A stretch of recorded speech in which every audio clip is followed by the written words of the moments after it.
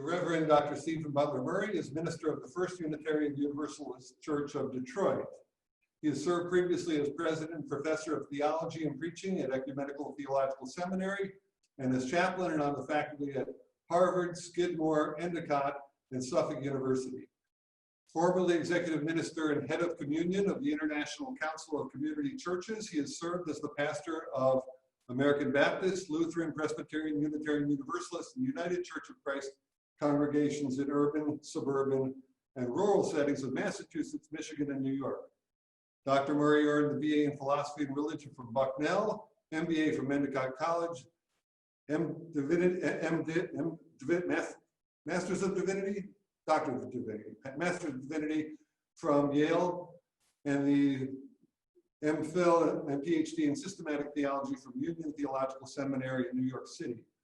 A scholar in the fields of Christian theology, religion, the arts, homiletics, and interfaith dialogue, he has published 5 books in these fields, was the founding manager editor of the Journal of Interreligious Studies, and was a founding member of the board of directors of the Capital Region Theological Center.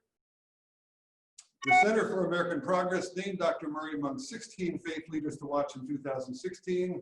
In 2015, the Metropolitan Christian Council of Detroit-Windsor presented him with the Stuart Kerr Ecumenical Award, and in 2017, the Detroit City Council presented him with the Spirit of Detroit Award for his work in religious and spiritual leadership in Detroit. In 2019, Dr. Murray was awarded the Luke Mowbray Ecumenical Award, the highest honor for ecumenical and interfaith ministries awarded by the American Baptist Churches in the USA. He has served on the governing board of the National Council of Churches, the Christian Ethics Commission of the Baptist World Alliance, and the board of directors of the Dwight Hall Center for Public Service and Social Justice at Yale University. And the topic of his talk tonight is religious life on American university campuses. Dr. Murray. Well, if that doesn't make you all want to take a drink, I don't know what will, but hey, here we go. A few years ago, Alan Wolf, who was the director of the Boise Center for Religion and American Public Life at Boston College, he wrote a provocative opening paragraph for his essay, Faith and Diversity in American Religion, which appeared in the Chronicle of Higher Education. And Wolf stated this, he said, "One would be hard-pressed to find a private college or university in the United States that cannot trace its founding to a religious denomination. One would be equally hard-pressed, at least as far as America's elite universities are concerned, to find one that would identify faith as central to its current approaches to teaching, research, and student life. That is to say, no aspect of life is considered so important to Americans outside higher education, yet deemed so unimportant by the majority of those inside as religion." Now, I know from the conversations that I had had with other college chaplains and deans of religious life, we hated this depiction of the unimportance of religious life on college campuses. We didn't like it because this opinion stood against so much of what we believe, what we fought for, and we resented it because in a certain light, it was so true. It was so blazingly accurate. As you heard in the introduction, I've had the privilege of serving as the chaplain of 4 institutions of higher learning at Harvard, Skidmore, Endicott, Suffolk University. Suffolk only recently constructed a small chapel within its student center. Skidmore's Wilson Chapel had not had regular ecumenical worship services at any time from when it was constructed until I became the head of religious life. And it had been over 2 decades since Endicott's chapel served as a regular center for worship on campus. And to be sure, these institutions are not unique. If you went to the great chapels of Williams College, Middlebury College, Union College, they now stand empty on Sunday mornings.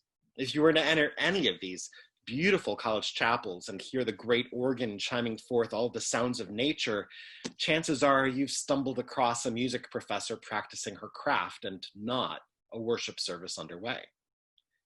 For the many colleges that long ago gave up the religious affiliations upon which they were founded, that left gaping holes. Large chapels no longer used, chaplains' offices without real definition, forms of religious life so bland that they please almost no one. And furthermore, the composition of the student body has shifted, meaning that chaplains can no longer speak only one spiritual language.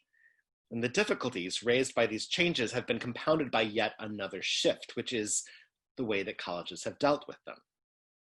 Now, honestly, this is an easy history to account for you. Most liberal arts colleges and private universities in the United States were founded by religious folk and bear some sort of historical affiliation with some Christian denomination or another. At these colleges and universities at the turn of the 19th to the 20th centuries, the presidents of these institutions of higher education, more often than not, were Protestant clergy. And one of the duties of being a president in those days was overseeing the operations of the college chapel. Around the 1920s, as colleges and universities sought presidents from more diverse backgrounds, academics who were more accustomed to raising funds that had been eaten up in the wake of the First World War, there began to be a new class of administrators on college campuses, chaplains, deans of the chapel, who, in the stead of the president, were to provide pastoral care for the students, faculty, staff, administrators, trustees, and alumni. At almost every college and universities, these chaplains and deans reported directly to the president. They were members of the president's senior staff, which made sense as their pastoral office had previously belonged to the president.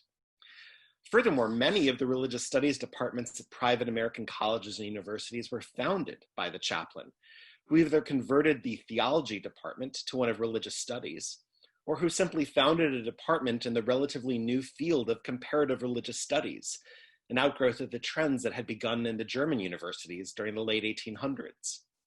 More often than not, the chaplain was a tenured professor, the chair of the department.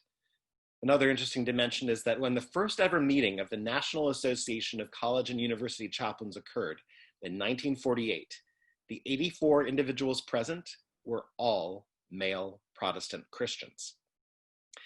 If you were to attend one of those annual meetings now, you would see that while it continues to attract Protestant Christians, that company now includes Jewish, Muslim, Hindu, Sikh, Roman Catholic chaplains, who are no longer exclusively or even predominantly male. I served as the chaplain of Skidmore College for 6 years, and I cherish a story from when I first arrived there. Skidmore was never a religious school, though at one time it did have a mandatory chapel service on Sunday evenings, not on Sunday mornings. Mary Lynn, a professor of history there, her research on Skidmore's history states that the real function of the mandatory chapel services on Sunday evenings was not so much to attend to the spiritual virtues of the young women of Skidmore College, but to ensure that they returned to campus from their boyfriends' universities or their weekend excursions to New York City in time for Monday morning classes. And as far as I can tell, the last time that Skidmore College held mandatory chapel services was for the inauguration ceremony for the Reverend Dr. Tom Davis, who served honorably as the college chaplain at Skidmore from 1966 to 1996. By Tom's account, there were some 800 students in attendance there for his first Sunday as college chaplain, for his first service. The following Sunday, at his second service preaching at Skidmore, the requirement to come for chapel services had been lifted, and there were fewer than 30 students there for the worship service. Now, able to look back at that event now with less ego investment than he had at the time, Tom went back and forth between wondering what he had said in his first sermon that had been so wrong, and then wondering how many of the students who showed up for the second chapel service hadn't received the memo the chapel services were no longer required. Now, the switch toward non-mandatory chapel services occurred at colleges and universities throughout the United States during the 1960s and 70s. The civil rights, the anti-war, the feminist movements on American college campuses often were led by prominent religious figures such as William Sloane Coffin of Yale University, Daniel Berrigan of Cornell University, Abraham Joshua Heschel of the Jewish Theological Seminary, Beverly Harrison of the University of California at Berkeley.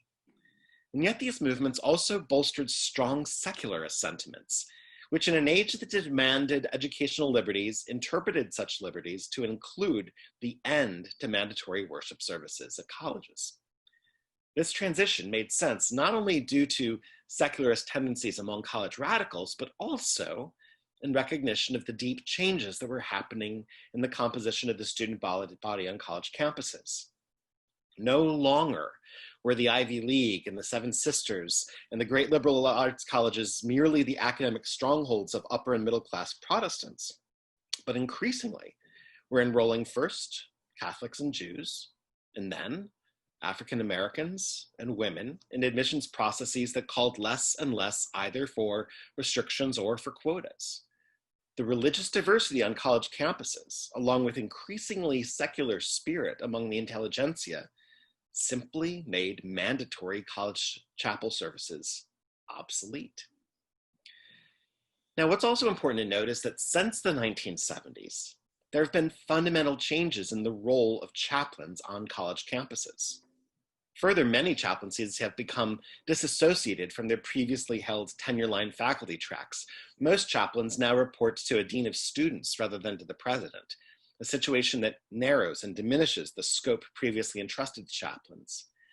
In many schools, chaplains have been converted to deans or directors of religious life rather than to the chapel. And the result of this has been a greater emphasis on inclusivity among the diversity of religions represented on campus, but a lessening of pastoral care, which led to a disastrous and volatile situation on many college campuses in the wake of 9/11, when religious identity became a suddenly white-hot issue in what had seemed a morass of secular higher education. It might be noted, however, that there have been some significant recent appointments that reflect a new diversity among religious life professionals. The University of Southern California, for instance, its last two deans of religious life have been the first rabbi and the first Hindu to have ever been named the chief religious officers of any university that weren't specifically a Jewish university. Upon her retirement, in addition, at Tufts University, a historically Unitarian school, Father David O'Leary became the first Roman Catholic priest to oversee a non-Roman Catholic university's religious life programs. And Smith, Mount Holyoke, Princeton, Yale, many other colleges and universities have hired Muslim and Hindu chaplains under the purview of their deans of religious life. Now, this corresponds with the reform of America's immigration laws in 1965, which brought about the arrival in the United States of religious believers from all over the world, bringing with them a tremendous diversity of religious and spiritual belief.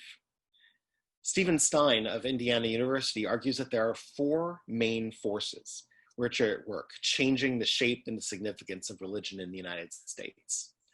The first of those forces is a recognition that globalization radically reshaped American religious pluralism, with post-1965 immigrants bringing the traditions of Asia into the diverse religious mix at the same time that several truly indigenous communities, such as the Mormons and Jehovah's Witnesses, were growing exponentially. The Latino presence in the Roman Catholic Church reoriented that huge community as well. The second force, privatization, has broken up the controlling interests of mainline denominations and redistributed religious commitments. The second half of the 20th century saw televangelists invade American homes, followed by the expanding impact of cable TV on religion, and now the explosion of alternative religious options on the internet. New Age spirituality and its infinite expressions allows individuals to participate in virtual religious communities from the privacy of their own homes.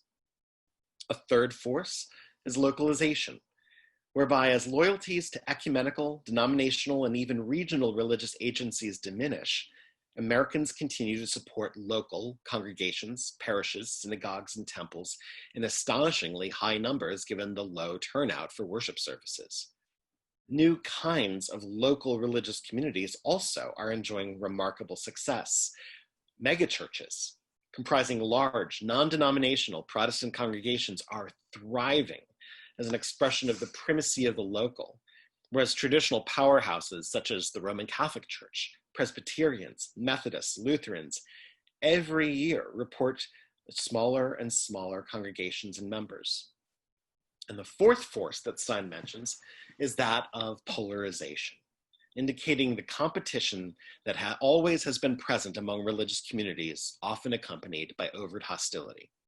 For instance, Sustained campaigns against Catholics, Mormons, Jews, and various so-called cults are well known, and Stein argues that residuals of these hostilities remain, but polarization between religious conservatives and religious liberals, without respect to denominational affiliation, has taken center stage.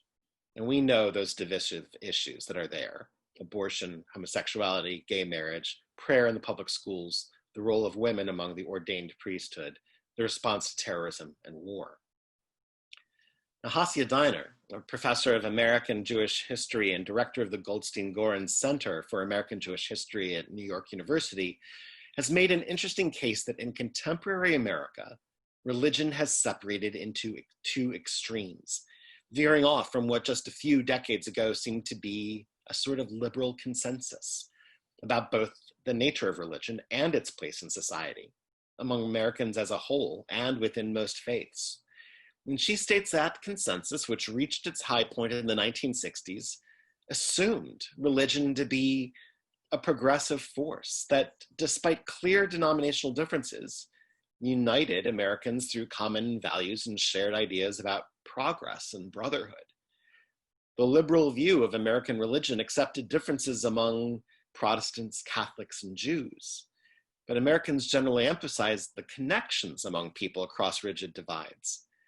But in the final decades of the 20th century, and now into 2 decades into the early 21st, that widely accepted truth has been shattered.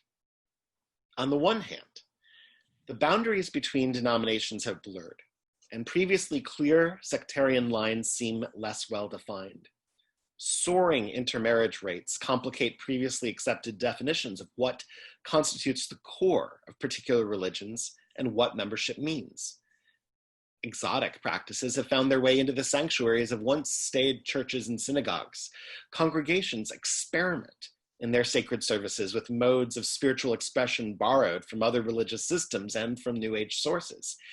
Individuals sample from the motifs of many religious repertoires without feeling obliged to buy into total systems. Additionally, individuals who in the past had no access to public roles of authority in religious organizations, notably women and gay people, now serve as members and the clergy and help shape forms of religious expression that challenge long-standing doctrines.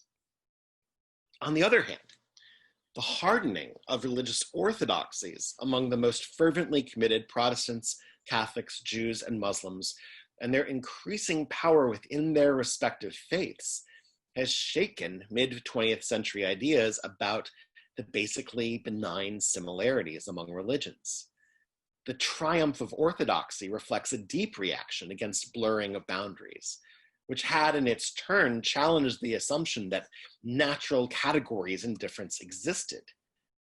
In essence, elements within each of the religious communities have come to stake out extreme positions, proclaiming certain incontrovertible fundamentals of their religions and lambasting anyone who questions doctrinal authority. To borrow from Diner again, within Judaism, the ultra-Orthodox who refer to themselves as Torah true have made modern Orthodox Judaism, long associated with the idea that faith and modernity could coexist, rather uncomfortable with accommodation. The latter now feel compelled to look to the right to make sure that they cannot be accused of being soft in matters of Jewish law as defined by the right. And the purists tend to make no room for either moral relativism or creative fusions, wanting to erect thicker walls.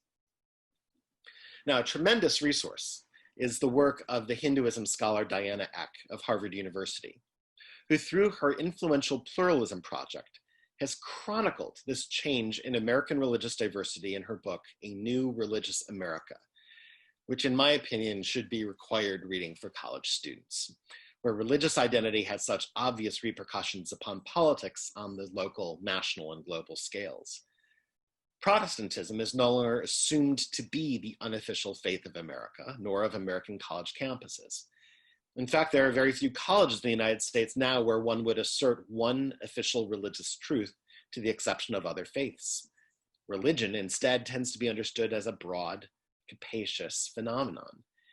And there has been an advent of students making a distinction between being religious and being spiritual, where the distinction seems to revolve around an openness to eclectic religious experience, a playing down of denominations, an inclination toward passionate personal religious experience. A few years ago, Alison Bowden, the Dean of Religious Life at Princeton, related an experience to which most chaplains would nod their heads in agreement. Alison Bowden wrote, "If I were to advertise a program on campus dealing with religion, 8 students would show up.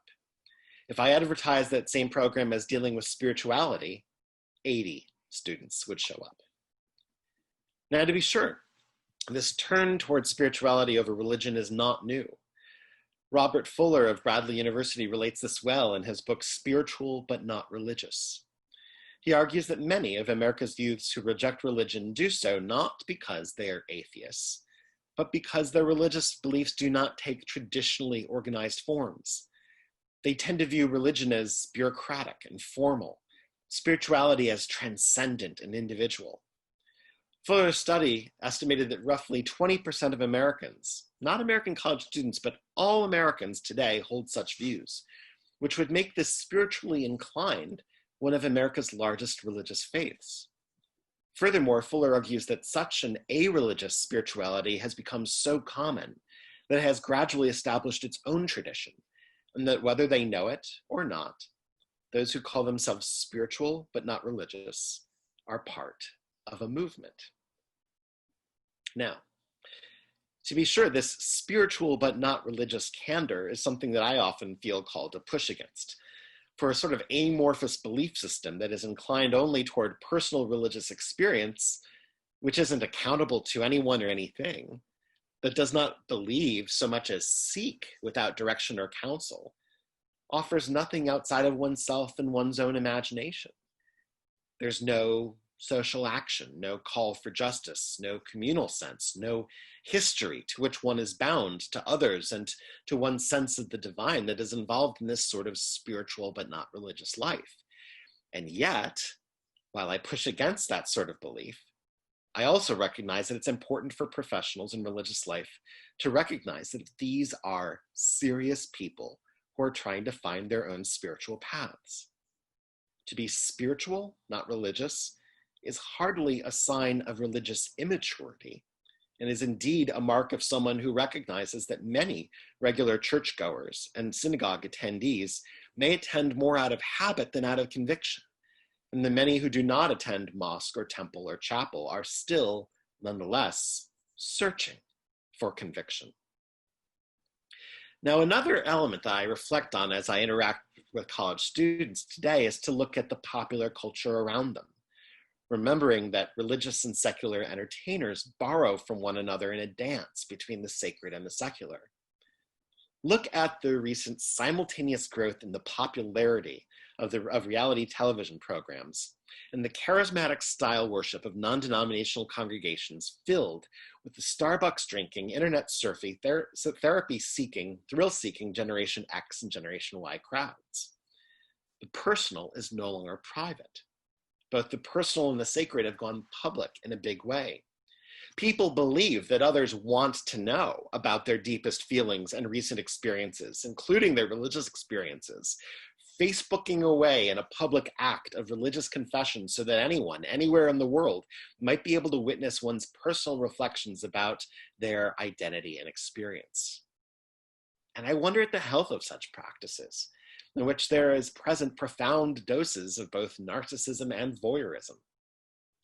When I was the chaplain of Suffolk University in the late 1990s, I worked with 4 other college and university chaplains in the Boston area to create the first ever online chapel for college students.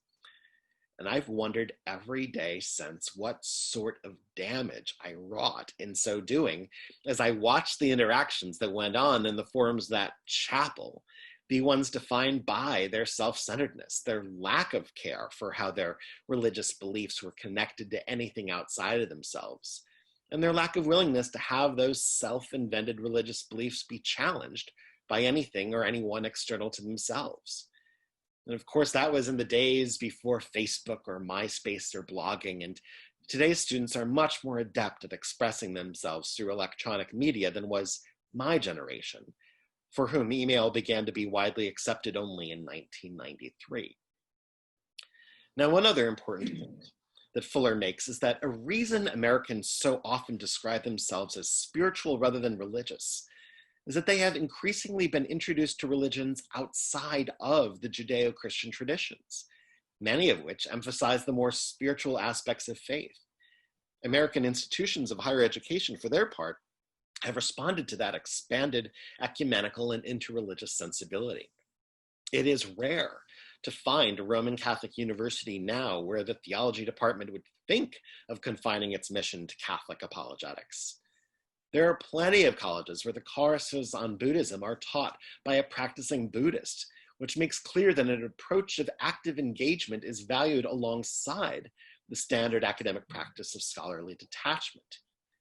It is nearly impossible on contemporary college campuses to be a student who goes to classes, lives among other students, who's active in the community without being introduced to religions other than the ones that they've grown up with.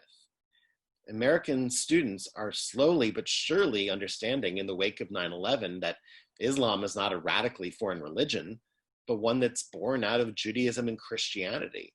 And then in its ecumenical and practical application calls upon its adherents to love and respect the people of the book, meaning not just Muslims, but Jews and Christians as well. Another emergence that comes from this new adherence to spiritual, not religious, and from the increasing religious diversity on college campuses is that young college-educated people are likely to set the future course of religion in America. And what is interesting is that young people on college campuses are far more likely to hold fast to an increasingly general sense of religious tolerance, rather than to the larger American sentiment to be increasingly closed off to religious diversity, which has been demonstrated in the reawakening of the religious right in American politics and popular sentiment. And while there are all sorts of hate crimes that occurred across America in the aftermath of 9/11, on most college campuses, it was inconceivable that one would engage in hate crimes against people whose faith was not Christian or Jewish. Now, a question asked by Alan Wolfe, who I quoted at the beginning of this, is this: are we better off when religion is as broad, but also as thin as the kinds of faith one finds on American college campuses today? Now, certainly one can appreciate the ways that religion on college campuses have changed, for there certainly were days in our not so distant past of Christian dogmatism, anti-Semitism, hostility towards science, a lack of respect for non-believers. Certainly America's institutions of higher education are better off in that respect. And yet, religious students are very much like non-religious students in their efforts to personalize knowledge, to avoid difficult and controversial positions that might cause anger in others, and to insist that if we just try hard enough, everyone can get along with everyone else. Now, one might argue that religion has returned to American campuses, not as an alternative to the value relativism and personal seeking associated with the often quite secular 1960s, but as the logical extension of the Cultural Revolution first glimpsed at that time. At the same time, there are certain challenges to the life and vocation of college chaplains engaged in that life. There often is a sense of frustration that one feels in the face of fulfilling one's mandate to enable spiritual growth on campus, and then encounter intense individualism and anti-institutionalism among students, a lack of interest in building interreligious community among student religious groups, a denial of the place of ethical and religious reflection within the institution at large.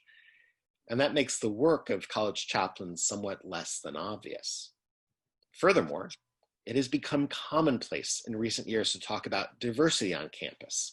You can hear about it at orientation and residence halls in general education settings, and yet all too often in student affairs on the nationwide scale, when we talk about diversity, we tend to mean ethnicity, gender, sexual identity, possibly socioeconomic background, and all too often there's little to no talk about religious or spiritual diversity.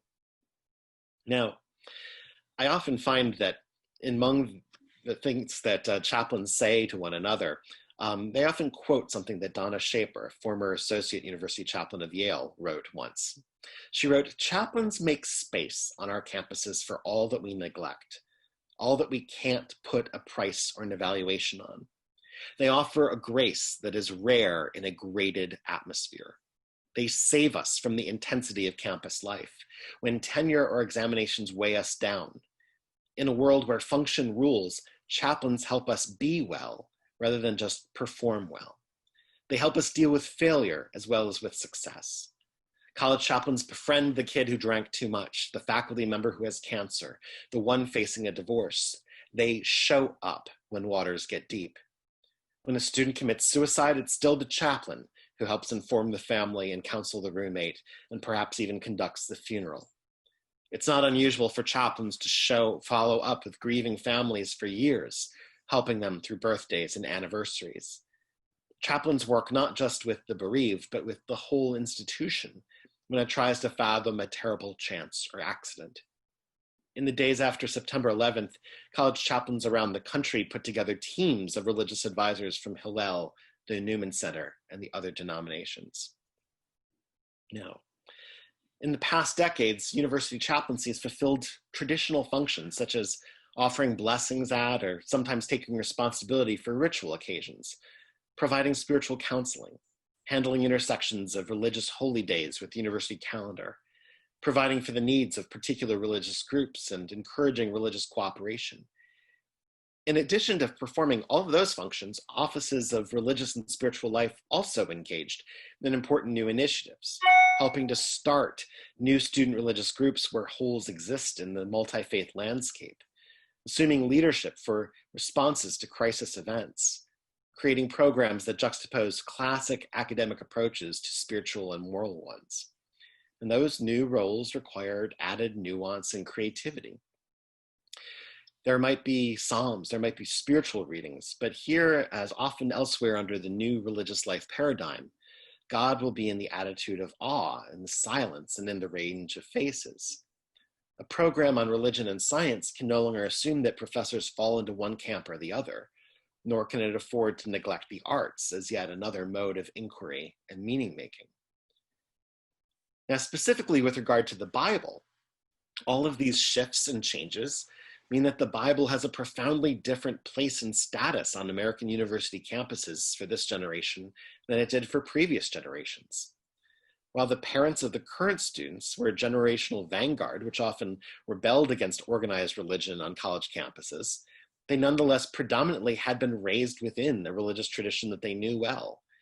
They understood the Catholic or Methodist or Presbyterian tradition of their family background well enough to choose against it. And so while that was the generation that began this long pilgrimage away from the church, they nonetheless spoke religious language, understanding what they were saying when they talked about an eye for an eye, a tooth for a tooth, or faith not works.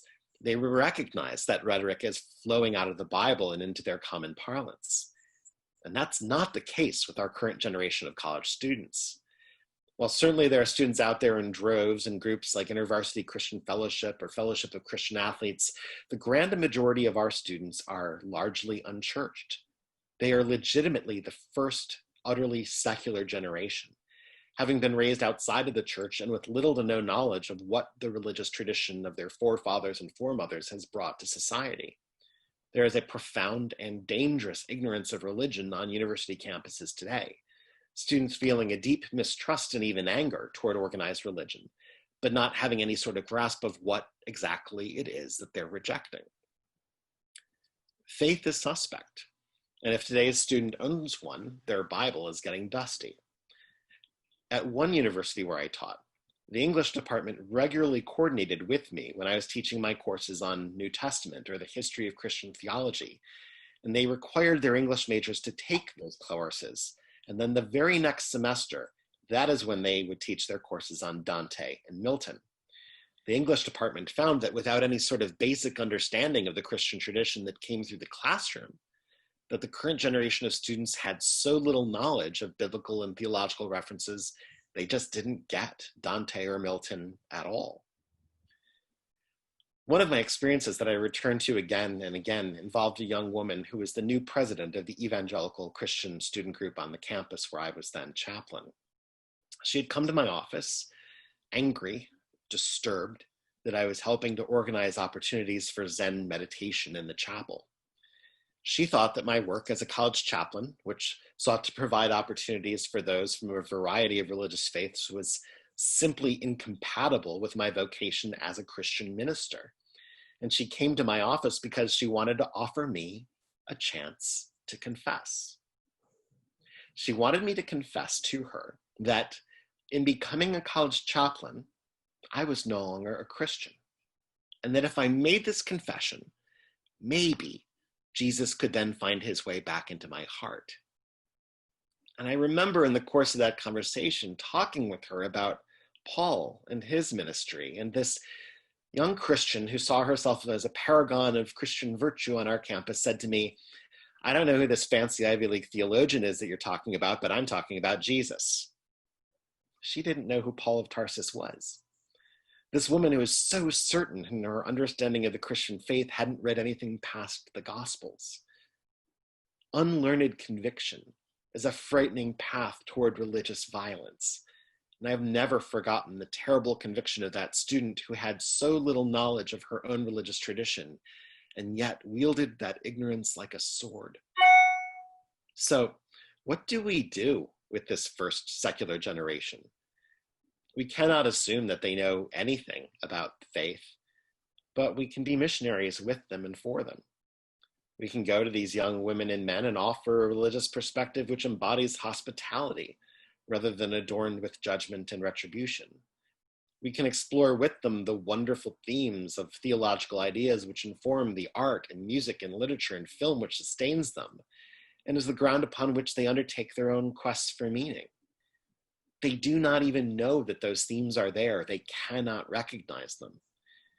And so this is, in a sense, a holy task, taking the Bible to a secular generation and offering it to them in ways that are affirming and new, respecting their distrust, offering compassion and not arrogance in the face of discomforting ignorance, and helping them to see a narrative, a story about the relationship between God and humanity that began in the very beginning when the Word was with God and the Word was God, when that word had not yet been uttered into the magnificence of "let there be light," when God created all and proclaimed it to be good, a relationship that has spanned heartbreak and rebellion, leading to this moment, this perfect, present, imperfect moment, knowing that through what it is that we share with one another, we might have a more fulsome understanding of what we might be and what we might do today. Thank you.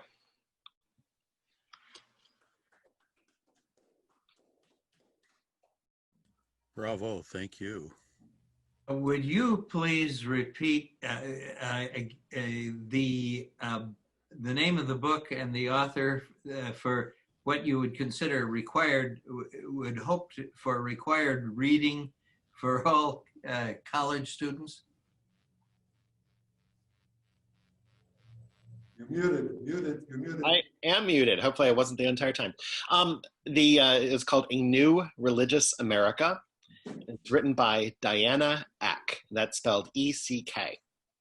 I want to say it came out around 2000 or 2001. Thank you. Much more New Religious America then. It's a slightly, gone down the rails a little bit since then. Stephen. Yes. I'm probably the club's only authentic Calvinist Puritan, and I will refer back to the late 17th century and another Puritan by the name of John Locke, Mm-hmm. whose letter concerning toleration starts out informing us that he judges toleration to be the true measure of religion, of a true religion. Hmm. However, he also turns that pancake over and says that those who advance intolerance are clearly not a religion. For example, Islam, which teaches that one should lie in wait, in hiding, and murder the heathens when they come along in the Koran, and have other delightful arguments like that, cannot be considered a religion.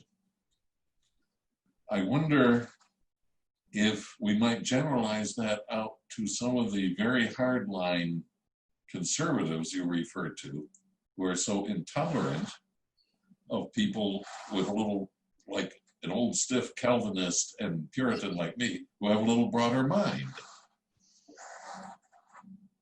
I think there's all sorts of intolerant religious folks in religions across the world. But there are also very progressive folks in religions across the world as well. And certainly I can think of someone like Eboo Patel, who is a Muslim, who Rhodes Scholar, who founded something called the Interfaith Youth Corps, which is based in Chicago, and has worked with colleges and universities throughout the United States to get college students to know one another religiously by doing community service together. And that one can find out about how it is that one is called to service from different religious traditions by serving together and by conversing that way.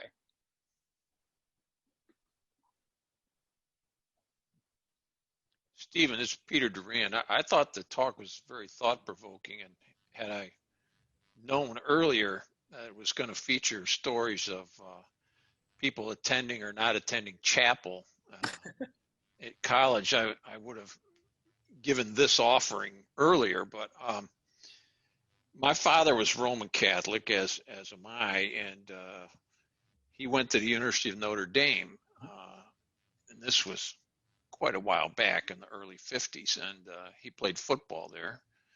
And he told me that, yeah, back then Mass was required every day at Notre Dame. But he said that he actually never went to Mass until late November. And I said, well, why was that? And he said, well, when you're on the football team, they have somebody that will sign you into the Mass book so you don't have to go to Mass. So when the football season ended, that's when I had to go and sign myself in and actually go to Mass. And when I went to Notre Dame later, we still had Mass. I don't remember having it every day, but you had it. It was a big event on Saturday night. We had midnight masses on Saturday night, and you usually took your girlfriend from St. Mary's to the Mass that your rector was having in your residence hall. And there was normally a party after that, but so that's about where it had degenerated to by the time it was my turn to go to college. But I enjoyed the talk. It was great. Thank you. There's a lot to think about there. Thank you. Stephen, would you recognize the chaplaincies now at any of the four institutions, rather astounding and fine institutions where you have served as a chaplain in the past? What did you say? Would I recognize them? Would you recognize the ministry that's going on there now? Yeah, surprisingly enough, Harvard University has something called Memorial Church, which is in the very center of its campus, and has for back to the 1800s has had an endowed position called the Plummer Professor of Christian Morals, who is the preacher to the university.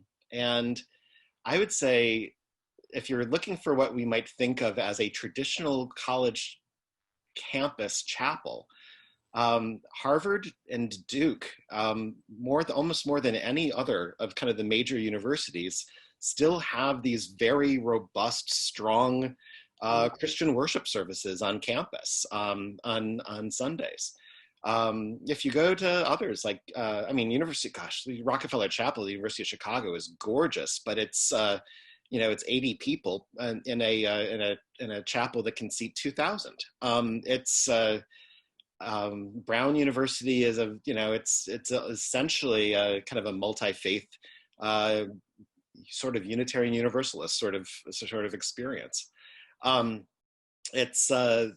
That has really changed, except if you look at Roman Catholic universities or evangelical Christian universities. I think that you'll still see at a Boston College or a Notre Dame or at a Wheaton or Gordon College that same sort of very strong tradition. And I know that at some of the evangelical schools, that mandatory chapel service isn't just an honor-based system. you have to swipe your student ID when you go, and that I think you're, may be allowed a certain number of times per semester where you're not there, but otherwise you need to have shown up every time, and it's literally a matter of swiping your ID to make sure that it's recognized that you're there. Several times during the quarantine, I've turned on the Mass from Notre Dame at 10 o'clock on Sunday morning. And, particularly now that people are allowed to be in the church itself, but for quite a while there, it was just really the celebrants and the lector. I might just mention that I appreciated very much your talk, and I believe that the holy task right now, particularly in our country, because the country is so divided, is to literally do our best through our example to let people know of the divine presence just by the way we try to live out a good ethical life ourselves. I do remember one of my students, though, in one of my world religion courses at a local college here, he told me that he really didn't want to be in the class when the Jehovah's Witnesses came to the class. And I asked him, I said, I just want you to do this because I want you to, be able to, literally see how others, live out their faith. Well, it's sure enough that the Jehovah's Witnesses came, 2 men and a woman. The woman didn't get to say a word. She was in the back of the classroom. The 2 men basically spoke. And afterwards he came up and he said, this is why I really didn't want to come to the class. But the main reason was a friend of mine died on his motorcycle. And one of the people coming into the funeral home walked up to his 5-year-old brother and said, "I'm so sorry your brother didn't make it to heaven." And was a Jehovah's Witness. And so I heard your words here tonight very clearly about either the hardening of orthodoxy or those like myself who have such a soft touch, so hard or soft. The catch is, I really believe that even though I've been really criticized in recent years for being a spiritually grounded individual who has an openness to a variety of religious experiences. Even today, I was just doing a little study of Yom Kippur because I wanted to have a better understanding of what the Jewish people are going to do tomorrow night at sundown. And I can't imagine not eating or drinking for 26 hours, but that's what they'll do for the Day of Atonement. So I've grown, even over the years. I even had one of my friends give me a copy of the Quran, which is almost unheard of. And the reason he did that is he saw the respect I had for him, even though it was shortly after 9/11 and Muslims were all, at least for a number of people, presumed to be jihadists and had very little love in their hearts. Just let's get rid of those infidels. So thank you again. And I do really believe we all have a holy task to live a good life. Mm-hmm. Thank you. Very well said. I completely agree with what everyone said here, Stephen. That was really, really good talk. And I have 3 children in college, and I'm looking forward to sending them the link to this presentation. Sure. Please do. May I ask where they're going to college? One is at WashU St. Louis, one's at Carleton College in Minnesota, and one's playing soccer at Northern Michigan. That's great. Actually, an interesting experiment is that at Washington University in St. Louis, I want to say just 2 years ago, opened up an Office of Religious and Spiritual Life for the first time. So it will be interesting, which isn't to say there weren't denominational chaplains there before, but now they actually have like an administrator who's in charge of that. And it'll be interesting to see what happens there at WashU. Well, it'll be interesting. I think they both, my 2 sons, the one at Carleton, the one at WashU, they're both very math. One's a math major, one's a physics major, but the rest of their courses are all philosophy courses. So they find all this kind of information. I think they would find very interesting.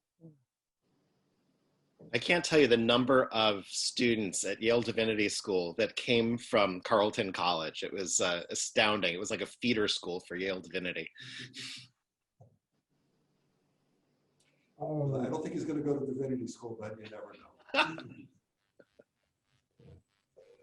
Steve, I have a question for our secretary, but the secretary's, he's unmuted. David, I'm going to have a very difficult time in 2 weeks. The two presentations that we have been presented with these last 2 weeks, just superb, thought-provoking, very prismatic evenings, and I'm going to spend kind of a whimsical reminiscence of my childhood. So, Arthur, it will be brilliant. well, I don't know about brilliant, but my goodness, what both Michael and Stephen. I just wanted to express my appreciation, Stephen, for your thought. That was well done. Well done. Thank you. And Stephen, I picked up a couple new words that I didn't really know before, but unlearned conviction. I think it's so rampant these days, and I'm glad I could put a handle on it now. I picked that up too. I equated it with Democrats, but. Good one, Peter. And Art, we're all looking forward to your presentation, especially it's about your childhood, because none of us were around in the 1850s. Stephen, you see my dilemma here? Wow, I certainly didn't get the ribbing that you're getting. This is good. Okay. Your turn. Stephen, that was a brilliant talk, and certainly thought-provoking. And I reflect back on my college days, mostly at Boston University and Marsh Chapel, and a Methodist university that was more Jewish than Christian. And I think we were at a crossroads then of religious evaluation as part of our young culture. But anyway, it was your talk was brilliant, and I do want to ask you, we post these on YouTube, and usually we post them privately, so only those of us that have the link can access it. Yours, I think, is of such general interest that if it's all right with you, I would make it public so that anybody can search and find it. Sure, that'd be fine with me. Absolutely. Thank you. I also have to ask that of the other people that have been in this discussion, if they are okay with that. Sure. Yeah. Absolutely. Yep. All right. At Boston University too is interesting in that the first non-Methodist to be the dean of the chapel there was Howard Thurman, who is also the first African-American to ever be dean of the chapel at a non-HBCU in the United States. And he had, before he was at Boston University, he and a white Presbyterian had founded in San Francisco the first intentionally interracial church in the United States. And it was that experience there that led Boston University to invite him to come be the dean of the chapel at BU. Oh, interesting. Yeah. I have a final a question about, with the churches that seem to be so far right. I'm thinking of the recent Jerry Falwell expose, or whatever you'd call it, and that follows a number of others. I'm sorry, I can't remember the names of others, but there have been quite a number of them. Where the leaders of their denominations or churches have certainly presented bad examples, if you will. Does this have any effect? Do you see this having an impact on those churches, those kind of people, or does it somehow just roll off their back? Mm. That's a great question. I mean, I certainly, what's happened with Jerry Falwell Jr. at Liberty University has shaken that community in a profound way. It was one of those things where, you know, he is not his father, and he was not, didn't pretend to be his father. But also, you know, all throughout his presidency, there have been these times where, you know, there was video of him partying in a nightclub in Miami, and things like that. But I mean, you know, so I mean, at the same time that there were prohibitions against dancing and drinking on his campus. But I mean, the depth of this kind of latest revelation just was, which was, evangelicals take marriage seriously, and for the kind of what was revealed about what he and his wife had been engaged in, really has shaken that particular community in a very profound way. That said, do I see that influencing what's going to happen in voting in American politics or anything like that? No, I don't see that.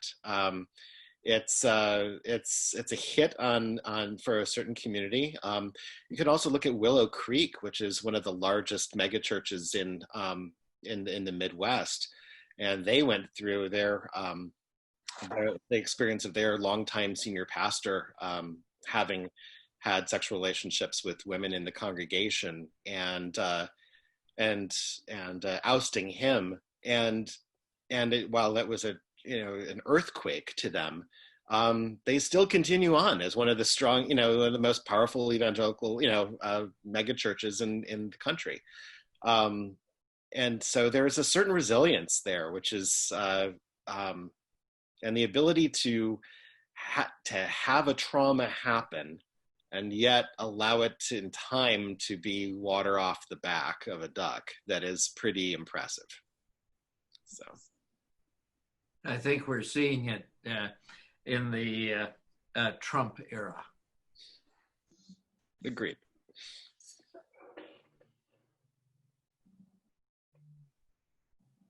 So, Stephen, go ahead, Rob.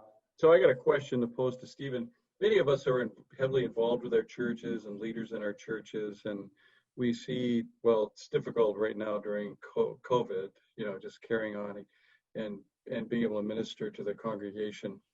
But seeing the dearth of young people that are drawn to the churches, and my wife and I belong to a church. We grew up in the same church, actually, in our hometown in Pennsylvania.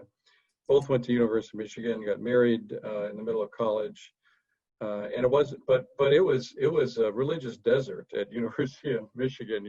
Nobody even thought about attending a chapel service. I mean, it didn't even come up as a subject of thought or in conversation. And the university, of course, didn't have any services provided in that way, or didn't encourage it either. And it wasn't until we were out and Pam was pregnant with our first son that we searched for a church, and we Presbyterian, and we tried all of them in the area. It just didn't seem like a good fit, and centered on a downtown urban church with an urban ministry and with a soup kitchen, and was a historic building. I'm an architect.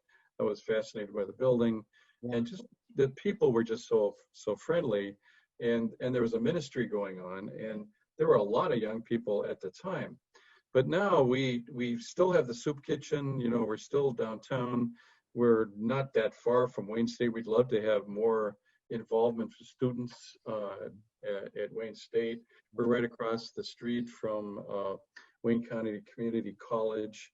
And yet we you know, we have this, we have kind of a Matthew 25 existence, you know, clothe the naked, feed the hungry, you know, give drink to the thirsty, and it's kind of a mission church that we have.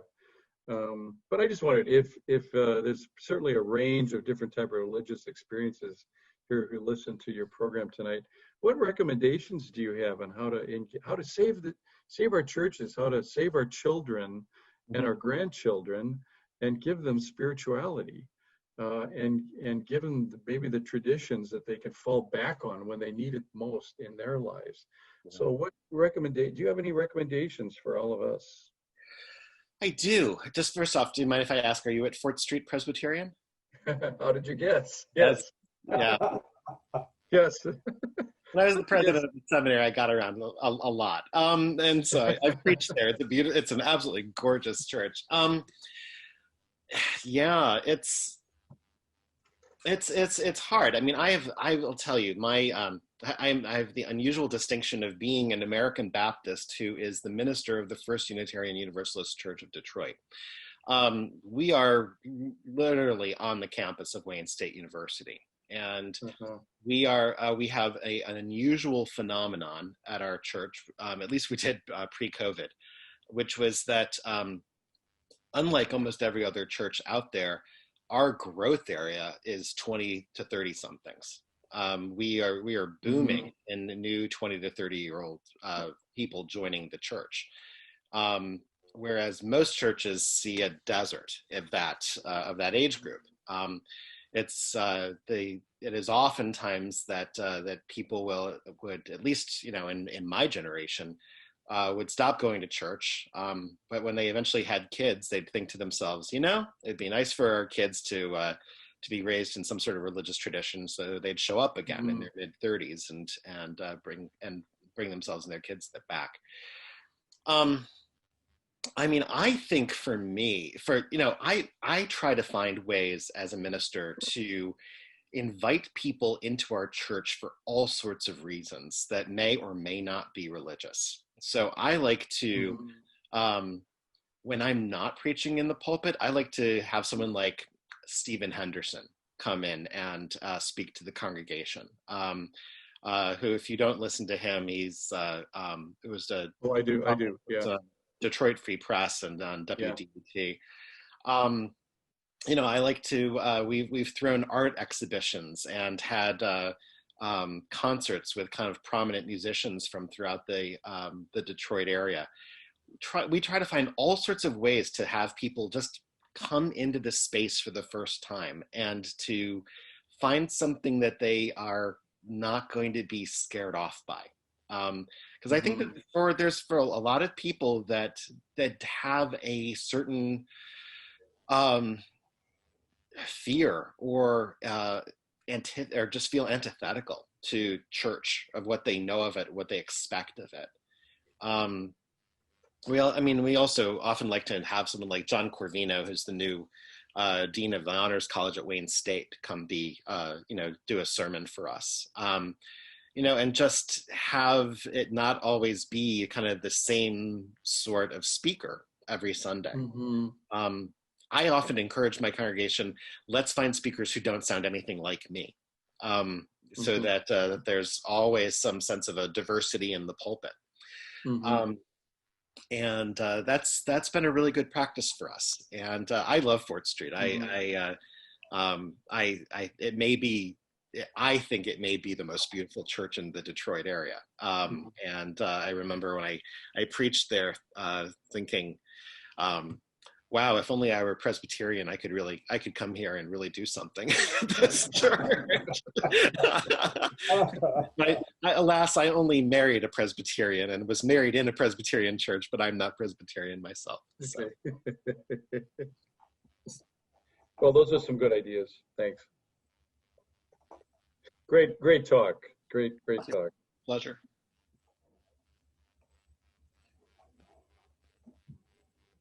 Well, is it time to wrap it up? Do we have any other comments? Any other questions? Question, gentlemen. It was just brilliant. Thank you. My real pleasure. Thank you so much for listening, everyone. It's Yeah. an honor. Thank you, Stephen. It's my second time doing this. So. Well, you and Michael have set a pretty high bar for the rest of us for the rest of the year. As odd as this year is going to be. And stay tuned as we try to decide whether or not people want to come down here for the next meeting, like Ben and I did, and watch it here in the Butterfly Room. And just so stay tuned, and David will get out the information to everybody. Good night and be safe. Good night, everybody. Good Thank night, you. everybody. Thank Good you. night. Thanks, Stephen. Well God done. bless.